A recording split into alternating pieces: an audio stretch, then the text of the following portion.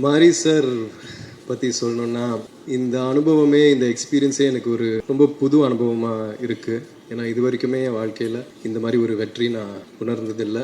இந்த வயசில் கெரியரில் இந்த ஸ்டேஜில் இந்த மாதிரி ஒரு படம் கொடுத்ததுக்கு ரொம்ப நன்றி.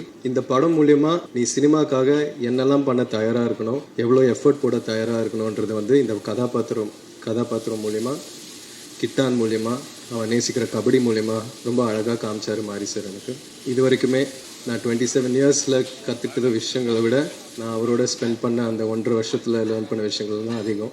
ஸோ அவர் எனக்கு ஒரு பெரிய பாடம் சொல்லி கொடுத்துருக்காரு. அவருக்கு எவ்வளோ நன்றி சொன்னாலும் பத்தாது. சினிமாவில் அவர் பயங்கரமாக உழைக்கிறாரு, ஸ்பாட்டில் பயங்கரமாக உழைக்கிறாரு. ஆனால் நம்ம ப்ராக்டிஸ் பண்ணிட்டு இருக்கும்போது கூட, நானும் பயலோலெல்லாம் வந்து விளையாடிட்டு இருக்கும்போது அவர் வந்து ஷூவை மாட்டி வார்ம் அப் பண்ணிட்டு இருப்பார், கிரவுண்டை சுற்றி ஓடிட்டு இருப்பார். அப்போவே எனக்கு பயங்கரமாக கண்ணு கலங்கும், ரொம்ப எமோஷனல் ஆவேன்.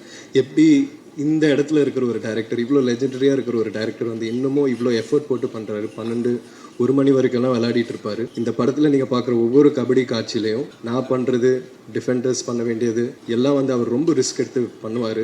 இந்த ப்ராசஸில் அவருக்கு கை உடஞ்சிருக்கு, நிறைய இன்ஜுரிஸ் ஆகிருக்கு. இதெல்லாம் வந்து நான் சொன்ன மாதிரி நம்மளோட சினிமாக்காகவும் எனக்காகவும் பண்ணாருன்னு நான் நம்புகிறேன். அவருக்கு எவ்வளோ நன்றி சொன்னாலும் பத்தாது sir. Thank you so much sir, என் சார்பாக, என் ஃபேமிலி சார்பாக.